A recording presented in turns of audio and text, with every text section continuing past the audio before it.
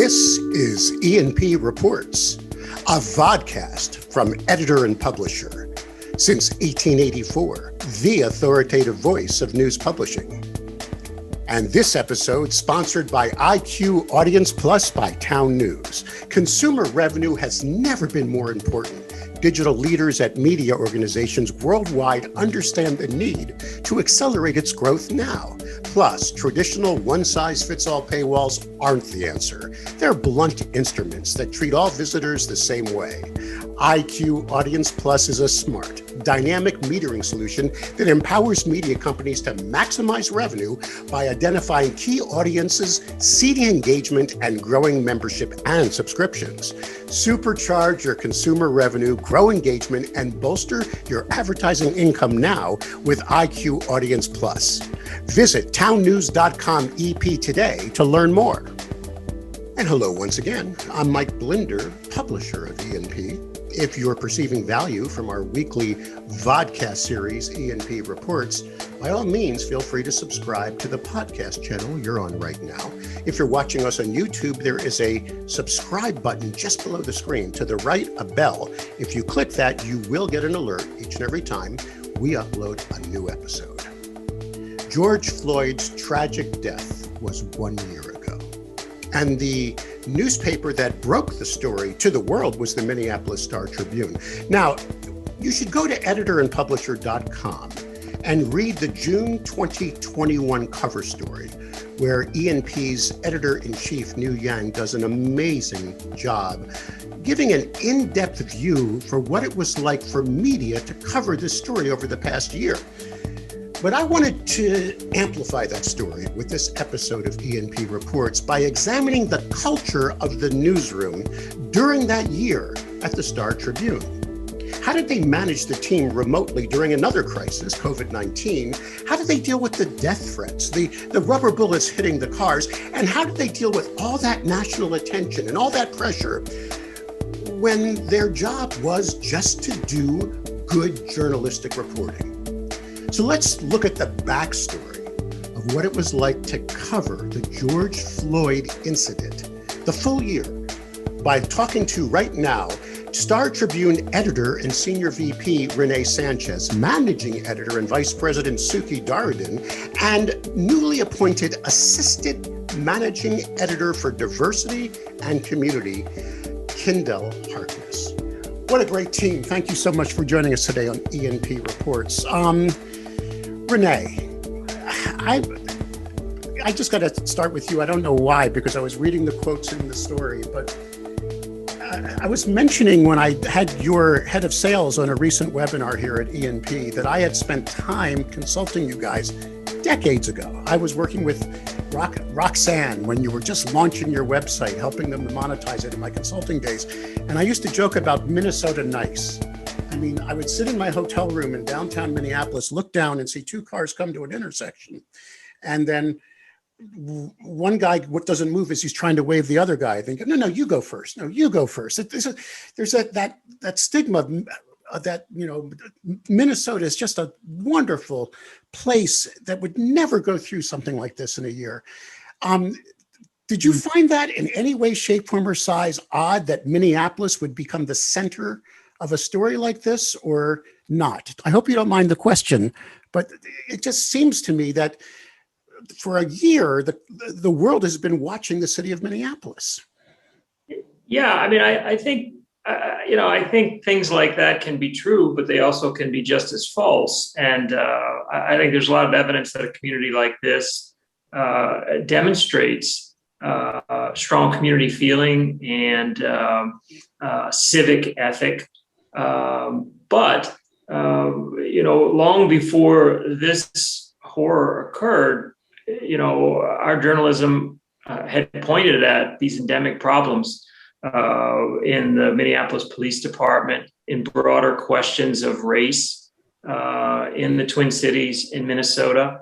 And so, in a sense, that moment was a shocking horror, but in another sense, I think it, in a nuclear way, it just exposed some other issues that have been chronic and significant here. And obviously, based on the national reaction and its immensity, became a personification of this larger question of policing in America, of race in America. So, Minneapolis or Minnesota is not Shangri-La. And so, no, I don't think it was. I don't think it was shocking. Now that said, I think in the year that we've experienced since then, with many miles to go, we have seen evidence of this community and that ethic bringing itself to bear on these tough questions. Renee, I saw you nodding your head during that. What are your thoughts on how the whole world was watching Minneapolis for a year and how it really, and see, in my opinion, it kind of said to me, it can happen anywhere, a situation like this. But I mean, excuse me. Suki, you were nodding your head, excuse me. So what would you add, Suki? It can and does happen everywhere.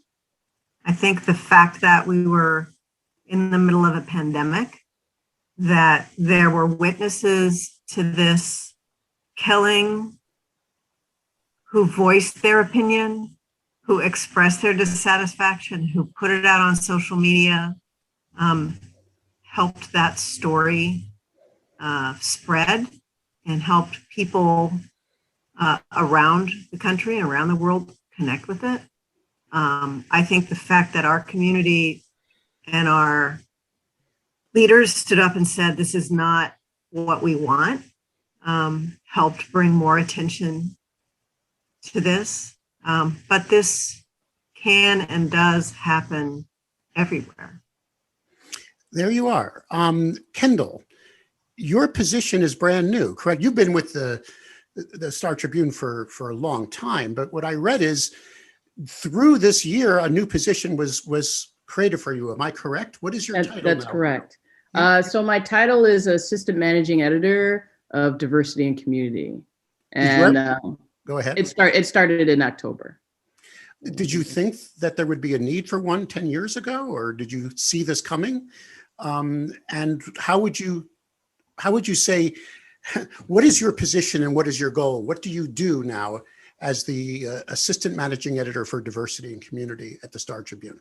Well, did I see a need for this 10 years ago?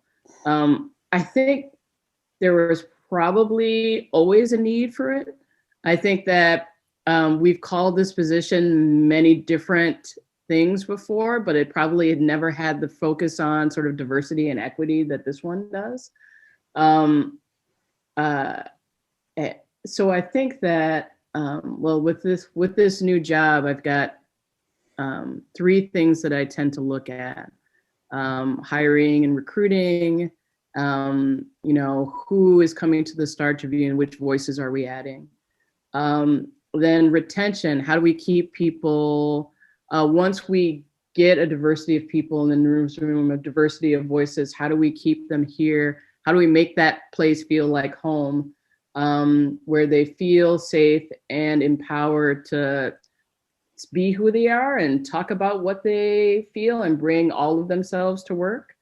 And then hopefully with those two things, we also affect coverage, making sure that we are being open and transparent with the communities that we cover and doing a really good job in terms of the contextualizing the communities, just different types, all types, not just, they're all sorts of ways that humanity gets sliced up. And so we want to be able to meet each one of those with a certain degree of truth. I'm likely the oldest person on this interview. I'm 64 years old. And I have had many interviews now about diversity and inclusion. Renee, how long have you been with the Star Tribune now? I've been with the Star Tribune about 16 years. What lessons have you learned in the past year about managing a newsroom, if I may ask? And how would you impart those? Have you learned any? That was so presumptuous of me. Do you think, was this a learning experience for you as a manager? You're laughing down there. You'll have your second, Suki. Hang in there. I'm talking to you. Well, I need more than a half an hour to talk about the lessons we have learned and are still learning. This has been a reckoning on multiple levels.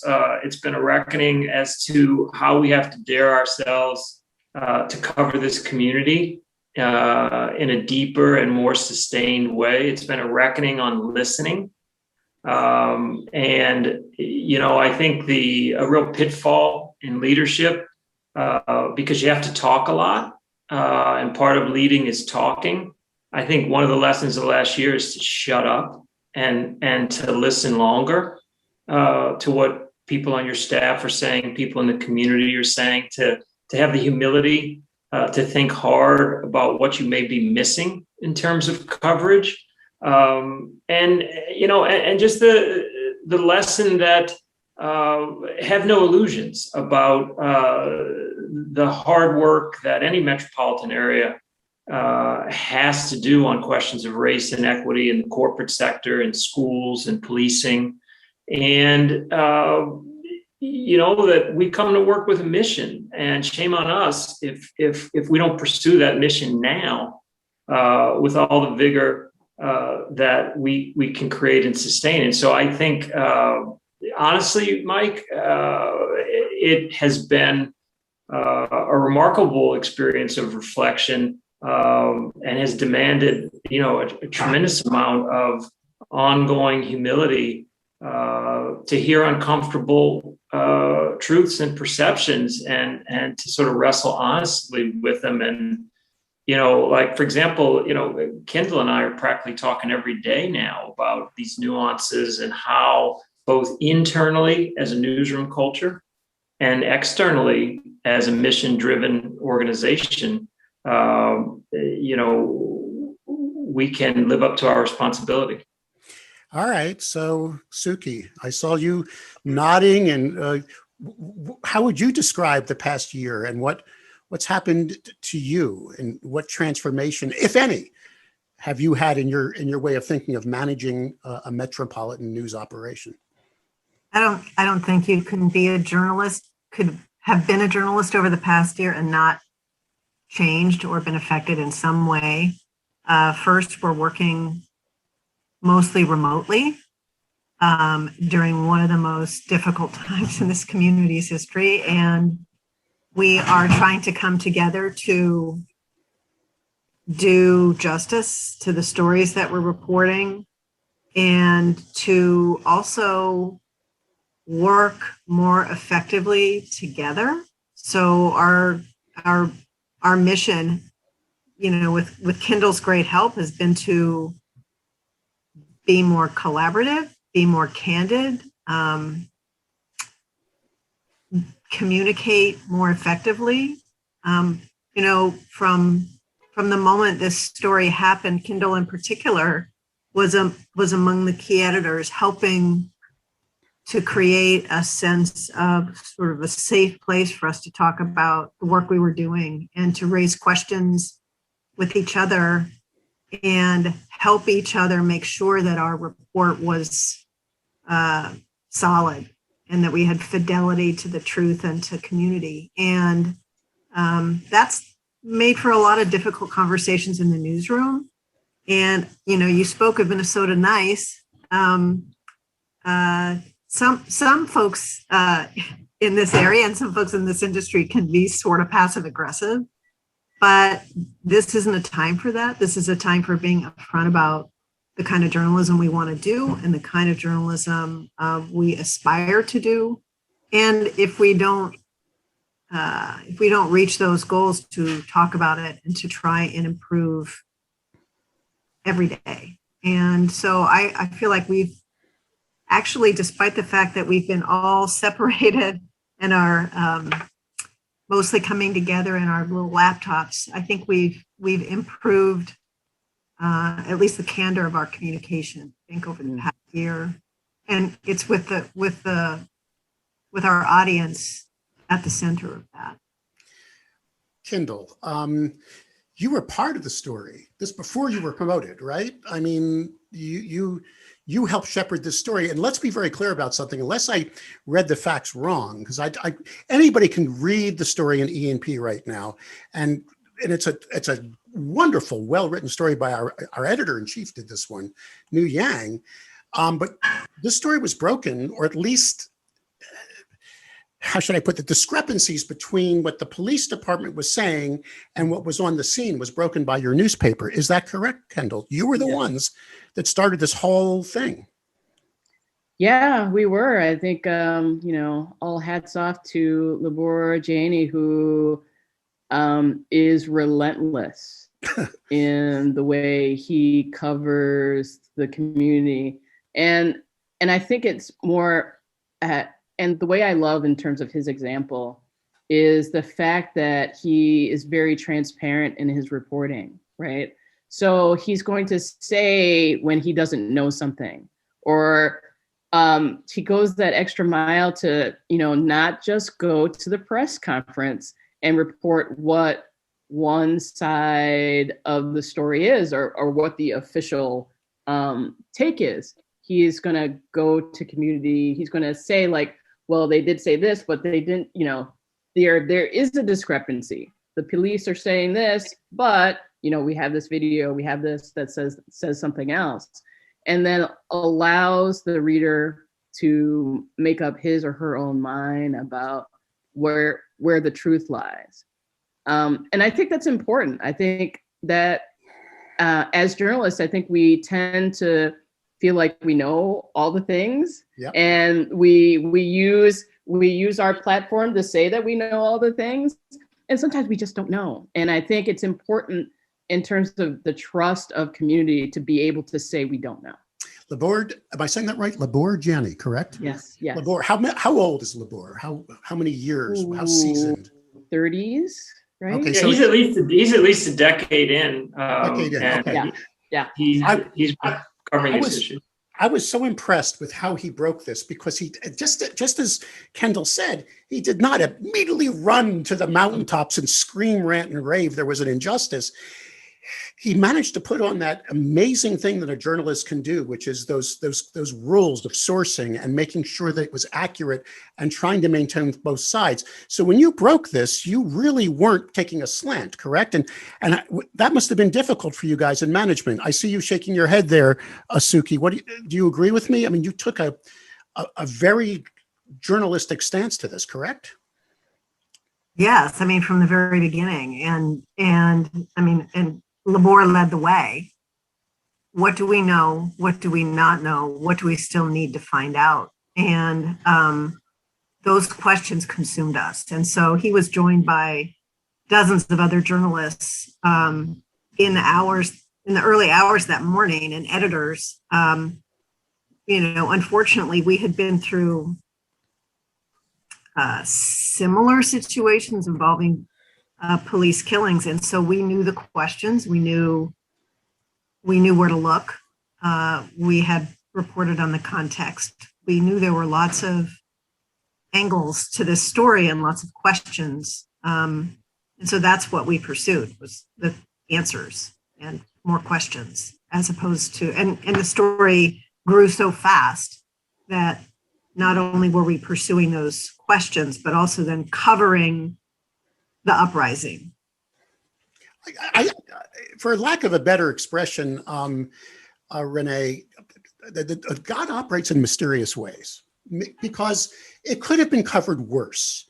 The person who broke the story could have immediately gone off in one direction, and I wrote an editorial in E&P during the Trump era when I was watching cable news go nuts in the first 2 years, and I suggested everybody reread Bonfire of the Vanities. Do you know what I mean? How a story could take a life of its own without the journalism behind it to look at both sides and try. And I know we're not robots; we are human beings, which means there's some bias in our brains. Maybe putting it in, maybe it was the right person at the right place at the right time with the right management. I'm not trying to blow you kudos, but you guys took a very, very good slant on this as I dived into the story. Was that hard for you, Renee? Do you have a political bias that you were trying to tamp down at the time? I'm just curious, because this is your news operation. Well, I don't think of it as my news operation. I think of it as a community of journalists. But no, I don't have a bias. My bias is toward the full truth of things. And I think this is where, this is the highest calling of local news. If we can't do the right thing in moments like these, what the heck are we doing here? And I think that our feeling from the outset.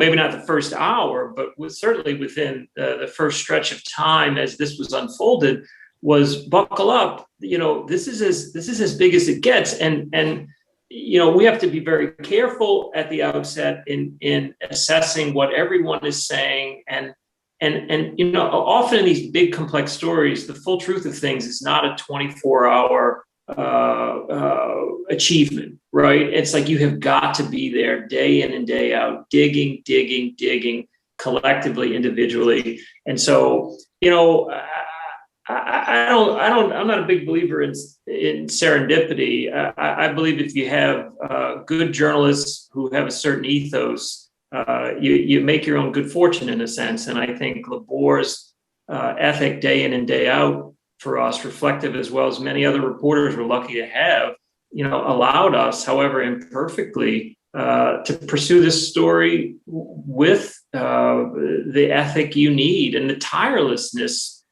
you need and the sensitivity you need. This is a traumatic event for this community, for this country, and actually, frankly, for the journalists who live and work near where this happened. I want to get to that in a moment because that's an interesting story in itself, but I still want to stay and you're managing this now remotely.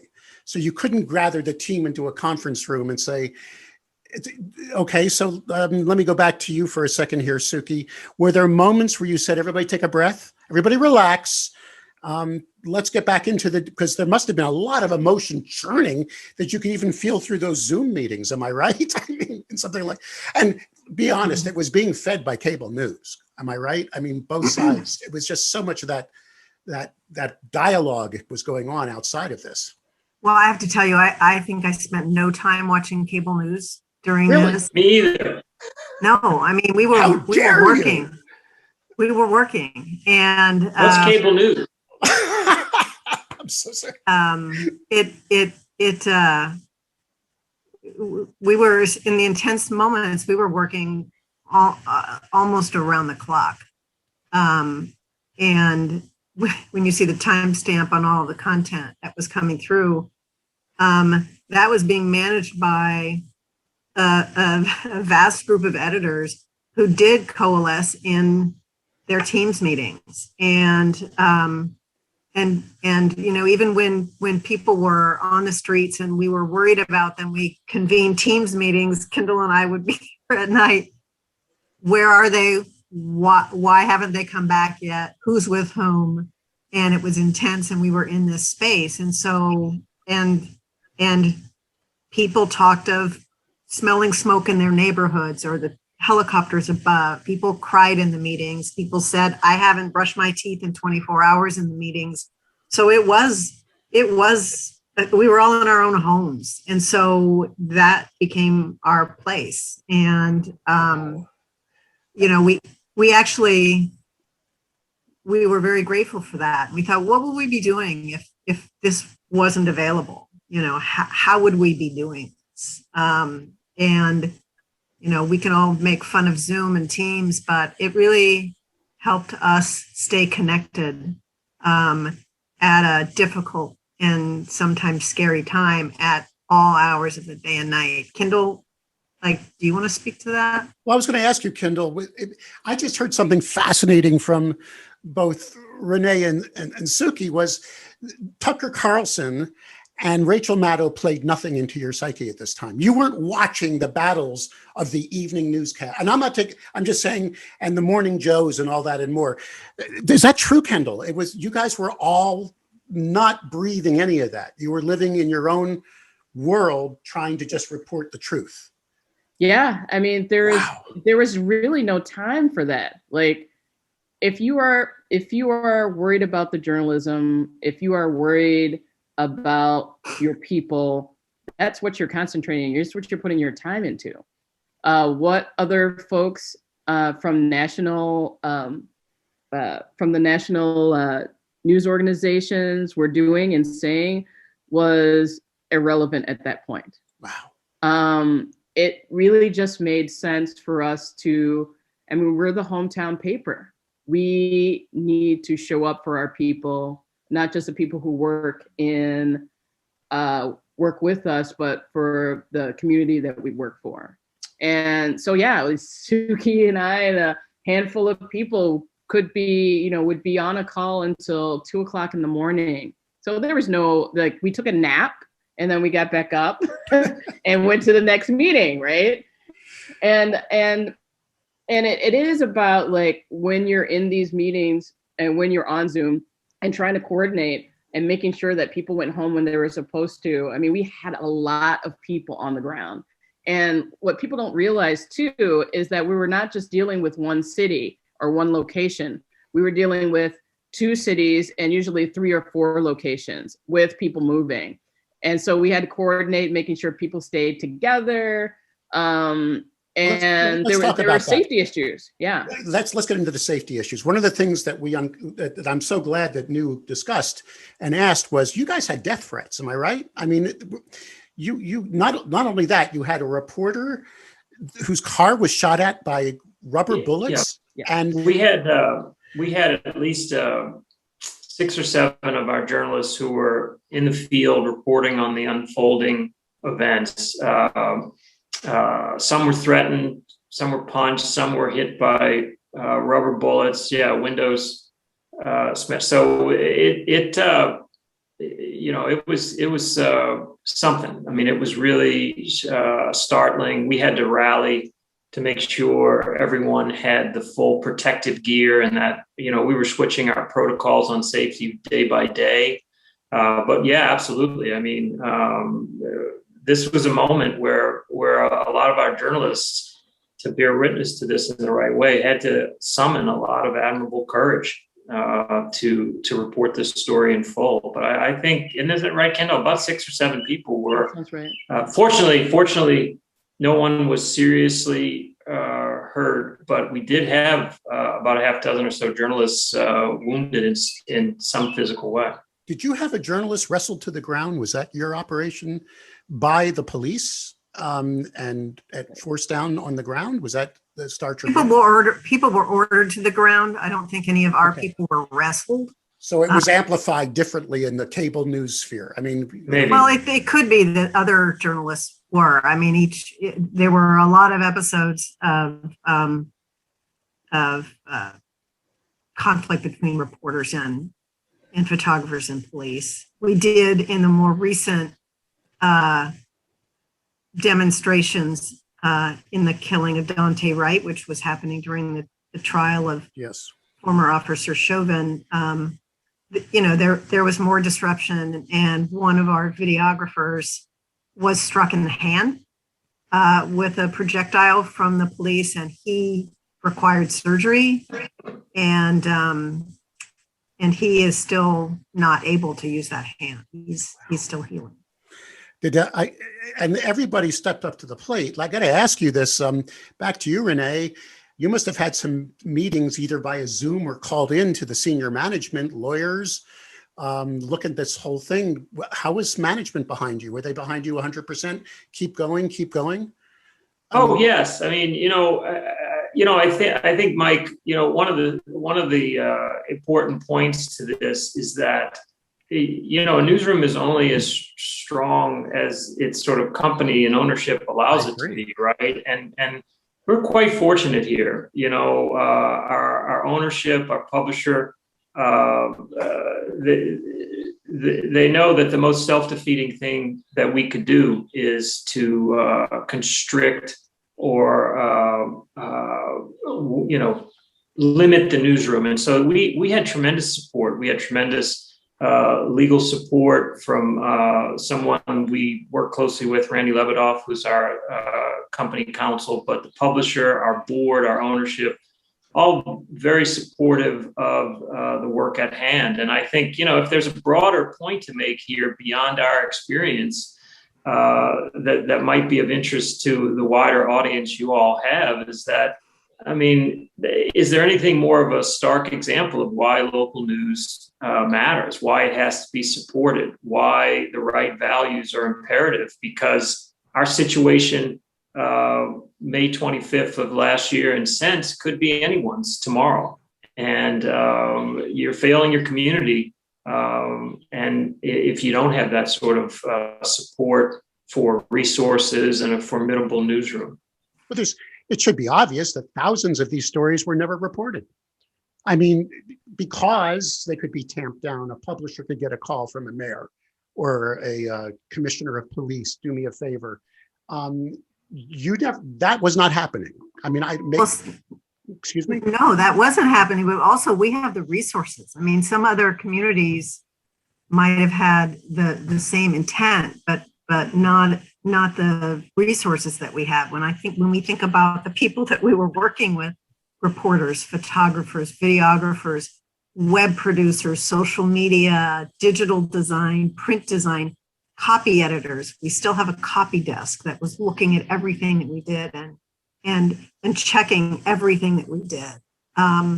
So this vast wealth of resources is also a result of that ownership and leadership's investment in this community. And I would add on the legal question, not only was our attorney extremely supportive and stayed up late and called the governor's office when concerns arose, but she worked with us and with our council to create a media coalition. And that coalition came together actually during the previous trial, but it grew during this case, and then it grew during the trial of Derek Chauvin to include a couple of dozen media locally and from around the country. So I think that leadership in fighting for press access and protection for the media was significant as well. Yeah, I would just add, just one specific thing, like we had to absolutely scramble to find our staffers in the field, like masks so that tear gas wouldn't wipe them out, other kinds of equipment that, you just can't go dash over to Target in a pandemic and get in 10 minutes. So we needed the company in terms of our facilities management and such to help us track this thing down at super high speed so that not much time passed, as we learn things in this unfolding cycle. So to your point, it was an essential part of the charge is to have that kind of company support. Kendall, we've had 10 to a dozen different interviews and stories about diversity and inclusion. And some of the people we chat with that are leaders in that cause have said the industry you have chosen to stay with, which is the legacy news publishing industry, newspaper industry, is not worth saving. It has to come from other places, incubate elsewhere, because they just don't get it. I'm a 64-year-old liberal guy from a suburban Philadelphia family, right? But we never thought, but I was even accused of not getting it. You're staying with this industry and now a leader in it for those issues. Yeah. How does it feel? And do you see? Why am I doing this? No, I don't. Name for me how many publications do have a manager for diversity and community right now. And I have a feeling many may, after listening to this or viewing this, may consider it. But do you see this? Okay, let me put it bluntly. Crisis accelerates change. I'm kind of a closet historian.